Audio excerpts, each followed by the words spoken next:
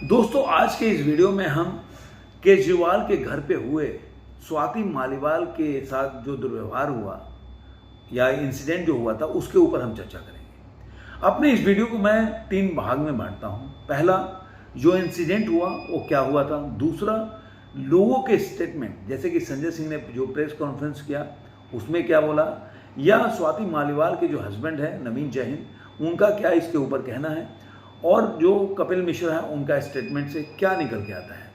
और तीसरा, मैं इस पे एनालिसिस करूंगा कि इन दोनों अगर लोगों के स्टेटमेंट और कड़ियों को जोड़ के देखा जाए, या पहले के जो इतिहास रहा है विभव कुमार का, उनके इतिहास को देख के देखा जाए तो आखिर निकल के क्या आता है, और जो इस पे मीडिया रिपोर्ट आ रही है वो किस तरह से किस तरह से आ रही है, इस सब बात पे चर्चा करेंगे इस वीडियो में। लेकिन अगर अभी तक आपने मेरे चैनल को सब्सक्राइब नहीं किया तो सब्सक्राइब जरूर करें, दोस्तों के साथ, सगे संबंधी और रिलेटिव के साथ वीडियो को लाइक करें, शेयर करें और कमेंट करते रहें। तो चलिए देर नहीं करते हुए वीडियो को शुरू करते हैं। पहले बताता हूं कि केजरीवाल के जो ये इंसिडेंट हुआ कैसे हुआ, स्वाति मालीवाल वाला। स्वाति एक 9:00 पे एक पीसीआर पे कॉल आता है कि स्वाति मालीवाल, मतलब एक लेडी ने फ़ोन किया, उन्होंने बताया कि उनको उनके घर पे, सीएम आवास के घर पे उनके साथ दुर्व्यवहार या मारा पीटा जा रहा है। दूसरे कॉल में ये बताया जा रहा है, दूसरा जो कॉल हुआ कि सीएम के कहने पे विभव कुमार उनको मार रहे हैं और मैं स्वाति मालीवाल हूँ, ऐसा करके कॉल आया। उसके बाद स्वाति मालीवाल और उनका टीम और केजरीवाल 31 घंटे के लिए साइलेंट हो गए। कोई भी व्यक्ति इस पे कोई बोलने को तैयार नहीं है कि आखिर सच्चाई क्या है। दिल्ली का न्यूज़ सर्कल पूरी तरह से गर्म हो गया। और सबसे बड़ी विडंबना देखिए कि जितने भी न्यूज़ चैनल है, इतना बड़ा घटना, अब उनको हो सकता है कि बोले कि उस समय मोदी जी का जो रोड शो चल रहा था अपना बनारस में, उसके एवज में छुप गया, या उनके नामांकन के एवज में छुप गया, तो वही एक अलग बात है कि बहाना आदमी को होता है ना, कि एक बहाना मिल गया ना। लेकिन ये एक ऐसी घटना थी कि रिपब्लिक चैनल के अलावा किसी चैनल पे मुझे देखने को नहीं मिला।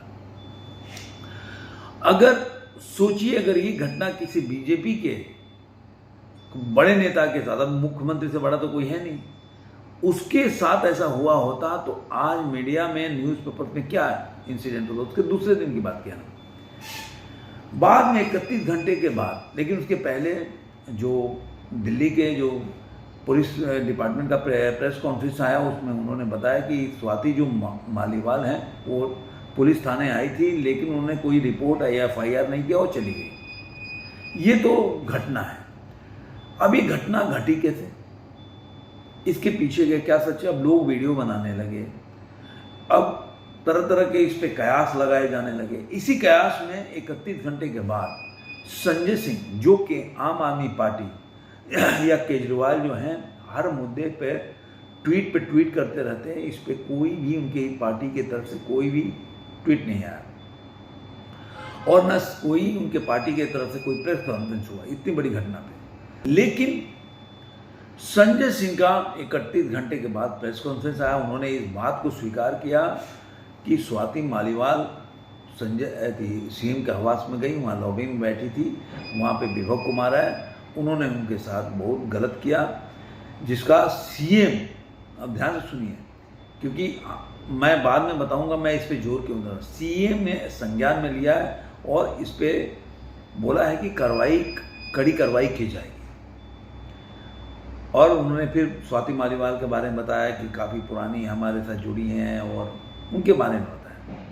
अब इस सब घटनाओं को देखकर क्या लगता है, इसी कड़ी में एक और कि उनके जो हस्बैंड हैं नवीन जैन, जिनके साथ उनका डाइवोर्स हो चुका है, उन्होंने बोला, काफ़ी लंबा वीडियो है उनका, मतलब मुझे लग रहा है 4-5 मिनट का वीडियो होगा, उनमें उन्होंने बोला कि स्वाति मालीवाल के वो छुपा रही है, इतना लड़ती है वो, और अपने को बोलती है कि वीमेंस के लिए खड़ा है और खुद के लिए खड़ी नहीं हो रही है, और मैं जानता हूँ कि क्या हुआ होगा, उसके जान पे भी खतरा है, अगर वो नहीं आगे आएगी, वो नहीं बोलेगी तो उसका साथ देगा कौन। अगर वो सही तरीके से आके सामने इसके पीछे की सच्चाई को बाहर करे तो मैं उसके साथ खड़ा हूँ, जबकि मेरा कोई लेना देना नहीं है, मेरा डाइवोर्स हो चुका है, ये भी। अब इस घटनाओं का संज्ञान क्या हो सकता है।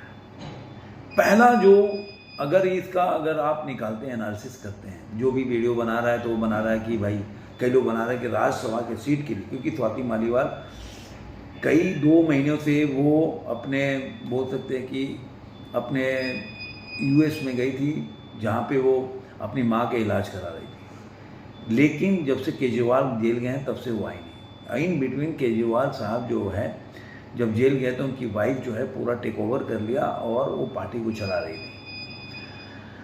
लेकिन जब वो जेल से बाहर निकले पैरोल पे किस दिन के लिए, तो स्वाति मालीवाल उनके घर मिलने गई। ये एक और थ्योरी है जो कि दबी दबी चल रहा है। अब दोनों जो केजरीवाल हैं, स्वाति मालीवाल हैं, उनकी बोल सकते हैं कि उनका साथ कितना, मतलब बोल सकते हैं कितना आपस में जुड़ा हुआ है, या उनके रिलेशन कितने अच्छे हैं कि जिसकी वजह से वो सीएम के घर में गई और मतलब उनका ऐसा हक मानता है। आपको पता होगा कि स्वाति मालीवाल के लिए केजरीवाल साहब ने क्या कैन शेड्यूल का उनको अध्यक्ष बनाया, फिर राज्यसभा का सीट दिया, जबकि आपको उस समय देखिए कि आशुतोष भी और जो कुमार विश्वास हैं, या उसके पहले से देखा जाए तो प्रशांत भूषण है, सारे लोग राज्यसभा का सीट चाहते रहे, इसीलिए खटपट रहा है इनको आगे, उनके बाद पार्टी को छोड़ना पड़ा। आज भले ही सपोर्ट कर रहे हो, लेकिन राज्यसभा सीट के लिए गए, उनको राज्यसभा सीट भी बनाया गया। तो ऐसे कितनी नज़दीकियाँ हैं ये तो मैं नहीं जानता, इसमें कितनी सच्चाई है कितना नहीं, लेकिन इसको जैसे दिया जा रहा है केवल कि राज्यसभा के सीट के लिए ऐसा किया गया, और स्वाति मालीवाल जो है जाकर उन्होंने बोला कि राज्यसभा शायद वो मनु सिंघवी को बनाना चाहते, ऐसा एक थ्योरी बनाया जा रहा है। मुझे लगता है कि ये थ्योरी उतनी ऑथेंटिक नहीं, ये चीज़ें जो हैं इसको डाइवर्ट करने के लिए बनाया जा रहा है कि जो पूरी घटनाक्रम है वो राज्यसभा के ऊपर लाया जाए, कि जैसे पहले की जो मामला है, चाहे वो कुमार विश्वास का, ऐसे अपने आप वो ख़त्म हो जाए। लेकिन मेरे हिसाब से ये घटना राज्यसभा सीट से कुछ इधर है। मुझे ऐसा लगता है कि स्वाति मालीवाल जो है सीएम के कैंडिडेट, जो एक और थ्योरी चल रही है, सीएम बनना चाहती थी, और इस काम में सबसे बड़ा रोड़ा उनकी वाइफ है जो उनको पसंद नहीं करती, जिसकी वजह से जब वो जेल से बाहर निकले तो पहली बार बहुत दिनों के बाद वो केजरीवाल के घर पे गई। ऐसा बताया भी जा रहा है कि उनको सिक्योरिटी गार्ड ने उनके घर के बाहर ही रोक दिया, क्योंकि अंदर से ऑर्डर था कि उनको अंदर नहीं आने देना है।